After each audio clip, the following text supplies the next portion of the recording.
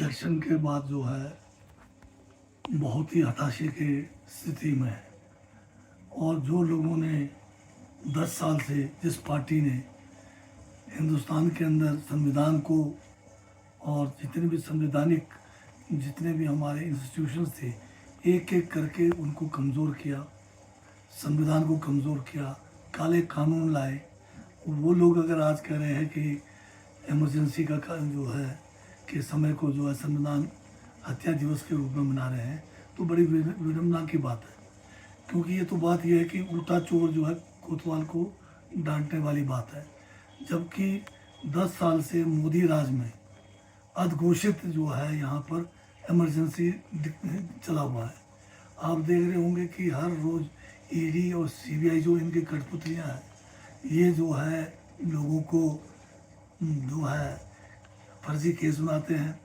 फिर केस बनाने के बाद अगर वो बीजेपी ज्वाइन कर जाते हैं तब वो जो है सारे बरी हो जाते हैं। एक भी केस 10 साल में जितने ईडी के रेड पड़े हैं कोई भी कोर्ट में जो है अभी तक कन्विक्शन नहीं हुआ है। और आप देख रहे होंगे कि अभी जो 3 कानून जिसमें इंडियन पैनल कोड, जिसमें सीआरपीसी, जिसमें आपका जो है एविडेंस एक्ट, इन तीनों को जिस तरह से इन्होंने क्या किया है कट पेस्ट करके कुछ प्रावधान ऐसे जोड़ दिए जो मोदी जी ये सोचते थे या बीजेपी ये सोचते थे कि 400 पार हो जाएंगे। और ये 3 काले कानून इन्होंने लाए हुए हैं जिसमें इन्होंने पुलिस को बहुत ज़्यादा पावर्स दिए हुए हैं। 15 दिन का रिमांड को 90 दिन में कर दिया है। ये जो है अघोषित जो इमरजेंसी है उसको बढ़ावा देने के लिए और उसको और जो है कठोर बनाने के लिए इन्होंने इस किस्म का कानून लाया। जब ये तीनों कानून जिनको इन्होंने संसद में जिस दिन पेश किया उस दिन सारे के सारे ज़्यादातर ऑपोजिशन के जो एमपीज थे उनको सदन से निकाला हुआ था और बिना कोई बहस किए इन कानूनों को जो है बदल दिया गया।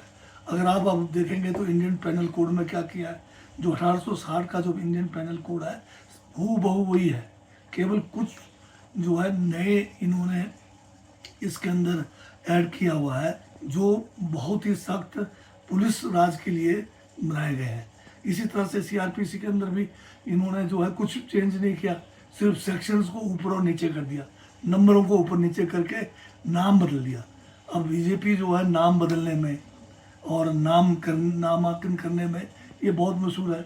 अब इसी तरह से इन्होंने संविधान की हत्या खुद कर रहे हत्यारे खुद हैं और फिर कह रहे हैं कि ये जो है इंदिरा गांधी जी के टाइम में ऐसा हुआ है। इंदिरा गांधी जी के समय में परिस्थितियाँ थी और क्या थी, उस समय जो चुनी हुई सरकार को ये जो है लोगों को फिर से गुमराह करने की एक साजिश है।